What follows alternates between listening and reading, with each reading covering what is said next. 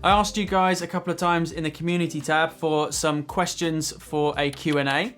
So I've picked a few of them to answer here. A couple of the questions I got asked were part of larger topics that I'll probably end up doing full videos on. If you have any more questions for future Q&As, then please ask me in the comments below, or in any other videos as well if you just put for the Q&A after it. The first question is, why play in other keys? Why not just C?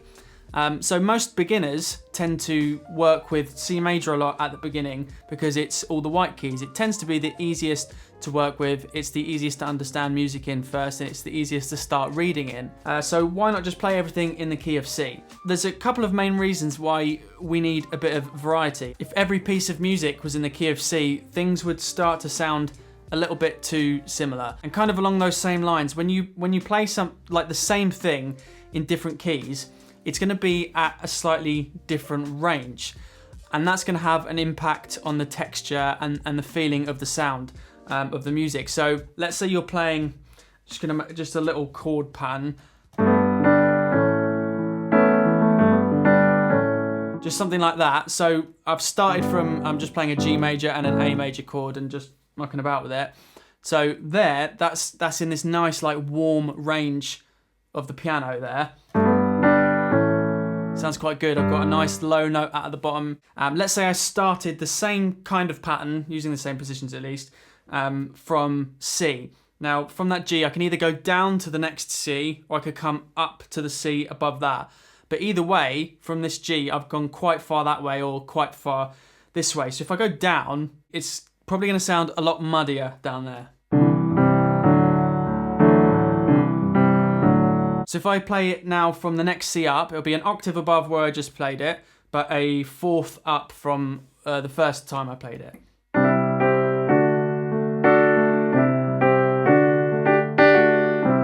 So if I do that from the G, again, it's got a different texture to it. And you could do that from anywhere. Sounds quite good there.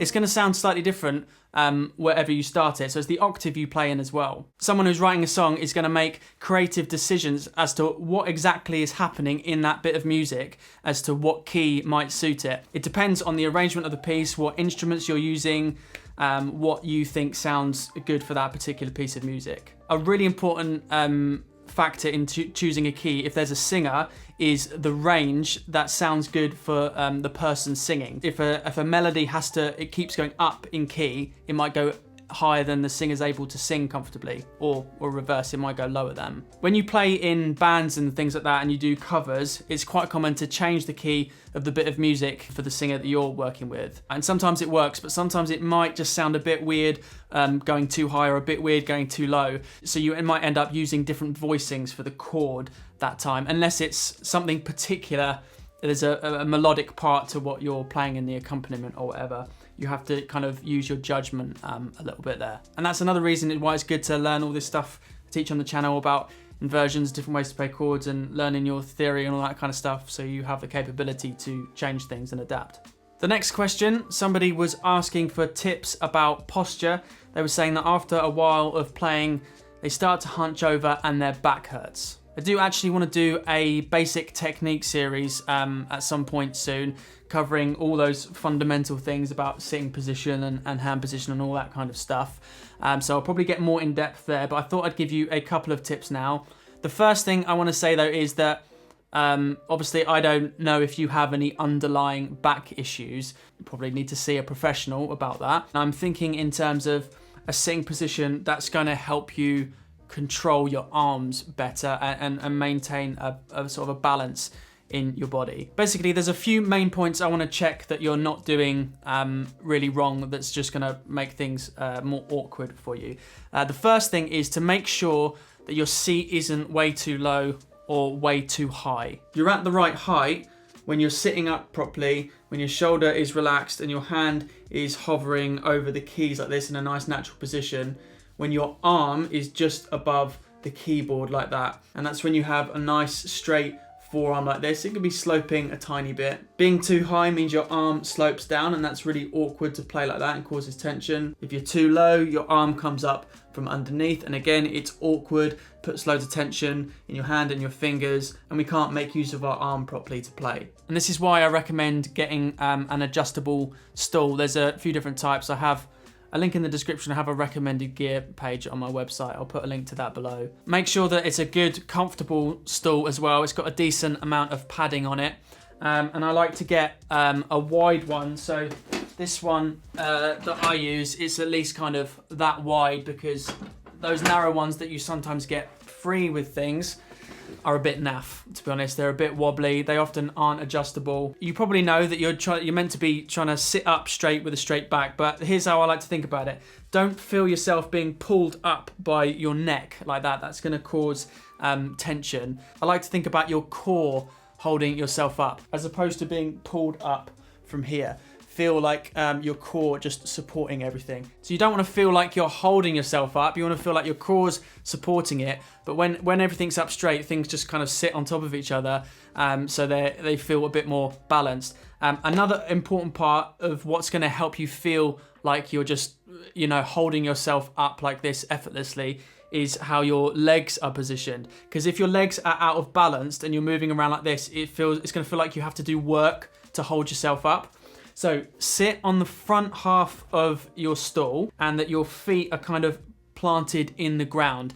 If you're using the pedal, obviously that would be like your heel in the ground. And the reason for that is when your arms are out like this, when you're, over the top of the keys, and when you're moving from side to side. If I lean forward like that, I can lean into my legs. If I lean to the side, I'm just leaning into my legs a bit, and I feel perfectly balanced. And that's going to help me sit up straight, and it's going to help me stay in control of my arms, which is the main thing we're trying to do. Okay, the next question was, should I learn both hands simultaneously? I'm going to answer this one very briefly, because I've recently done a whole video on kind of practical approach to fitting your hands together when you're stuck doing that. And the first section of that kind of addresses this issue. So all I'm going to say now is, you need to be adaptable. Sometimes we need to get hands together first, depending on what it is that you're learning. Sometimes if you're struggling with how to move your right hand about, and you can't even do that on its own, well, it's going to be difficult to try and learn that whilst you're also thinking about something else. Until you have more experience of playing music, that is. Then at another point, in your kind of development, that might be okay to do that. So with more experience, you actually then want to try and push yourself at some point to learn some things hands together, to try and kind of expand how much information you can manage in one go, because that's going to speed up how quickly you can learn new things. And lastly, some certain ways of playing, when the hands really bounce off each other, well, not bounce, but when they sort of go back, when the pattern that you're playing is really intertwined between your hands, some things are actually easier to learn hands together. So you kind of have to be adaptable and judge each situation by itself.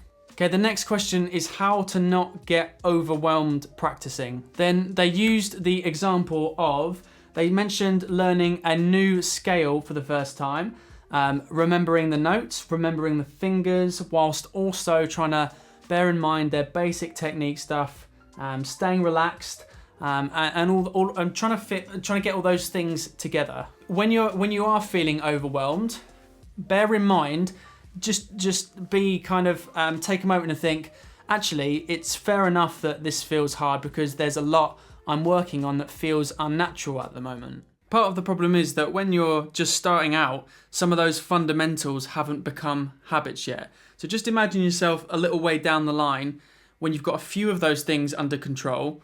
Then when you're learning something, it's less new things to be thinking about at the same time, because you've already got the other stuff in place. But we need some practical ways to help us get to that point. So a really important thing to do learning is to try and isolate things as much as you can. Focus on one thing at a time, and then gradually try and add new things on, so you can get more and more things going together.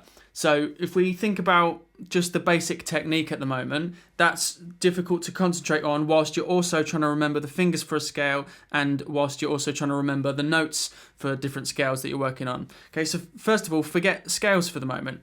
Try and focus on your basic sitting position and your hand position and your hand movement, just doing something like a 5-note sort of practice scale from C major, just going up and down the first 5 notes of C major. That way, you don't have to concentrate on which fingers you're using because they're kind of stuck in place. And you don't have to concentrate on remembering the notes. That gives you a chance to completely focus on how you're sitting and how you're moving your hand, your fundamental techniques.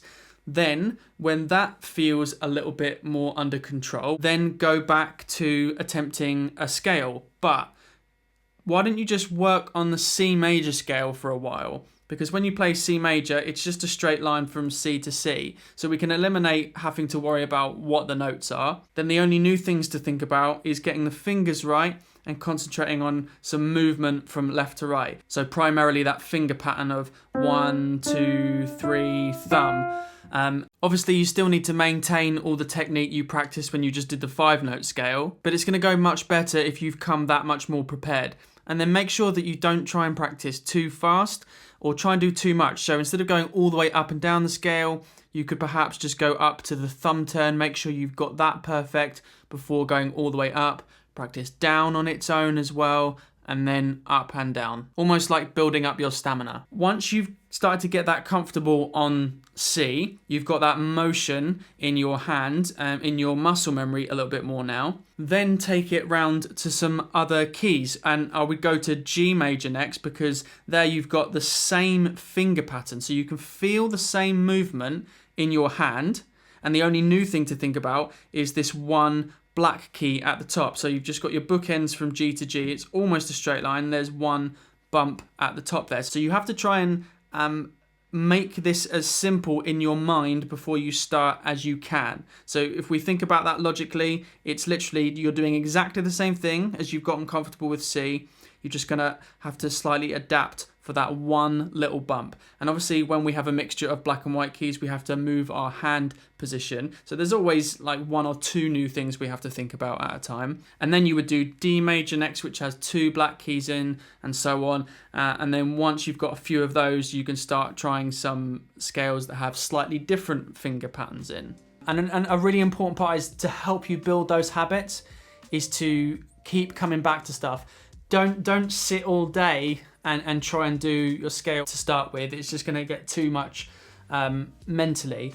But coming back to it a little bit every day, with that sleep in between as well for our brain to process things. But when you leave it too long a gap, it kind of starts to fade away a bit. When you repeat stuff, even after a week of repeating something, you start to build a habit. So I guess to sum that up, try and keep things in perspective. It is quite a difficult thing that you're trying to learn for someone new who's just, their body's just not used to moving around in that way. Your brain isn't used to controlling your fingers like that, to recognizing these things. It all feels like a foreign language. Try not to get frustrated with it when you're kind of at the start of your journey. It's no reflection on your ability or anything like that. It's perfectly normal for it to feel like a lot, because it is quite a lot. But the way to kind of get through that and develop is to try not to put too much on your plate. Focus on as fewer things at a time as you can, and kind of be patient with the process. Wait for those things to start feeling a bit more natural, which they will. It just doesn't happen overnight. So that's it. Remember, let me know if you've got any other questions for future Q&As down in the comment section below. I hope some of that was helpful for you. Please give the video a like if it was, as that's helpful for the channel. Thanks for watching.